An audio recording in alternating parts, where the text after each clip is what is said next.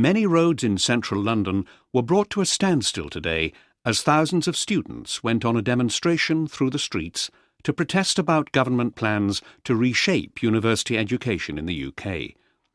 Shouting slogans such as "Education for everyone" and "What price our future," huge crowds of students slowly made their way from various locations around the capital to a mass meeting in Trafalgar Square, where they were addressed by several leading politicians from the opposition parties. Speaking to a crowd of over 100,000, Jim McNutt, head of the National Union of Students, warned that students faced a fight to protect the future of university education and claimed that further education would soon be something only to be enjoyed by the rich. The crowd were also entertained by several local bands.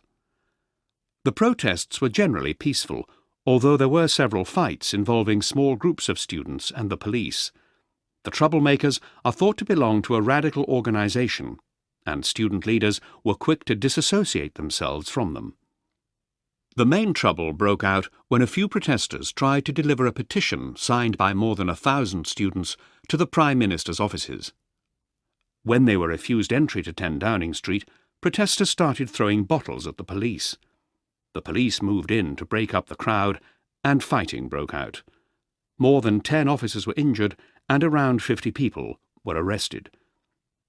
The main focus of the protest was government plans to allow universities to charge students more to study at them. It is feared that university education will soon become too expensive for ordinary families to afford, and that many potential students will be put off by the thought that they will have to spend the early years of their working lives repaying huge debts. The government is being accused of not being honest about how much universities will be allowed to increase their annual fees. Many education experts have warned that the current maximum of just over £3,000 will rise to over £10,000. The government have issued a denial, saying that no final decision has been taken yet. However, it is generally believed that a large increase will soon be announced, and when it finally is, we can expect to see many more students taking to the streets. In the end, the government decided to increase the maximum tuition fees that universities can charge to £9,000.